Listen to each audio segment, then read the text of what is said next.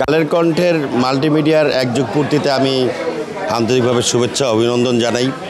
বিশেষ করে এই যে ৩৬শে জুলাইয়ের প্রথম দিন, এই কালের কণ্ঠের মাল্টিমিডিয়ার বর্ষপূর্তি জন্মদিন, এটা আমার মনে হয় যে একটা ঐতিহাসিক দিন। এই দিনে ওই সময়ে কালের কণ্ঠের মাল্টিমিডিয়ার জন্ম এবং ৩৬ দিন ওই আন্দোলন সংগ্রামের সঙ্গে কালের কণ্ঠের যে অঙ্গাঙ্গিভাবে জড়িত থাকা এবং এমনভাবে ছাত্র গণ অভ্যুত্থানের চিত্রগুলো ফুটিয়ে তুলেছিল সেই সময়, সেটা কিন্তু এই সারা দেশের মানুষকে উৎসাহিত করেছে, উজ্জীবিত করেছে। বিশেষ করে যেসব ছাত্র জনতা রক্ত দিয়েছে, জীবন দিয়েছে, আন্দোলন সংগ্রাম করেছে, তাদেরকে উজ্জীবিত করেছে।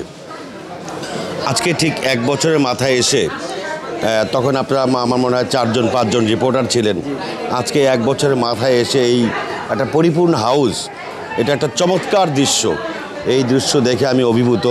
আমি আশা করি এই মাল্টিমিডিয়ার অঙ্গনে কালের কণ্ঠের এই যে উত্তরোত্তর সমৃদ্ধি, এই সমৃদ্ধি কালের কণ্ঠকে অনেক দূরে নিয়ে যাবে এবং কালের কণ্ঠ ধীরে ধীরে মানুষের অন্তরে যেভাবে অন্তরে জায়গা করে নিচ্ছে, ভবিষ্যতে আরও বড় করে মানুষের অন্তরে জায়গা করে নেবে সেই প্রত্যাশা করি।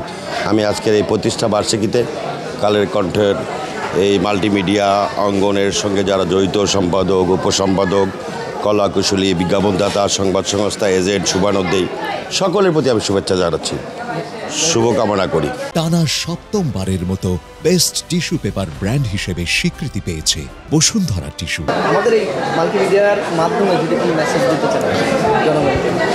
মেসেজ একটাই, সেটা হচ্ছে যে আজকে যেহেতু ৩৬ জুলাইয়ের প্রথম দিন, এই দিনে কালের কণ্ঠের এই মাল্টিমিডিয়ার প্রতিষ্ঠা বার্ষিকী, এই প্রতিষ্ঠা বার্ষিকীর সফলতা যেরকম কামনা করি, ঠিক সেই রকম এই যে ফ্যাসিবাদ বিরোধী যে জাতীয় ঐক্য গড়ে উঠেছিল, মাঠ পর্যায়ে ছাত্র জনতা ফ্যাসিবাদ বিরোধী যে সংগ্রাম গড়ে তুলেছিল, সেই সংগ্রাম যেই উদ্দেশ্য হয়েছিল একটি গণতান্ত্রিক, আধুনিক, সমৃদ্ধশালী বাংলাদেশ গড়ে তোলা, মানুষের ভোটের অধিকার থাকবে, সেখানে মৌলিক অধিকার থাকবে, সাংবিধানিক অধিকার থাকবে, বুক ফুলিয়ে মানুষ হাঁটবে, মন খুলে কথা বলতে পারবে, সেই রকম একটি বাংলাদেশ প্রতিষ্ঠায় ফ্যাসিবাদ বিরোধী যে সংগ্রাম হয়েছে, সেই ফ্যাসিবাদ বিরোধী সংগ্রামী মানুষদের জাতীয় ঐক্য ধরে রাখতে হবে।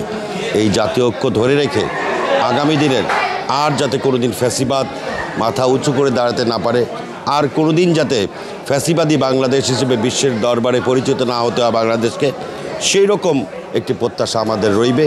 এবং সেটা আজকের এই প্রতিষ্ঠা বার্ষিকীতে, কালের কণ্ঠের এই প্রতিষ্ঠা বার্ষিকীতে দাঁড়িয়ে এই দেশবাসীর উদ্দেশ্যে, ফ্যাসিবাদ বিরোধী সকল মানুষের কাছে আমার এই প্রত্যাশাই থাকবে।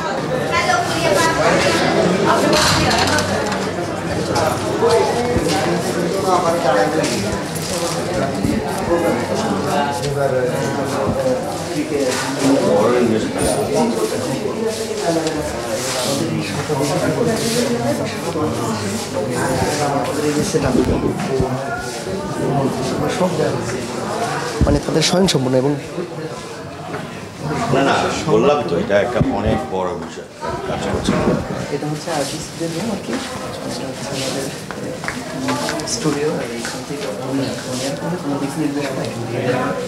হচ্ছে অডিও রুম, এটা হচ্ছে আমাদের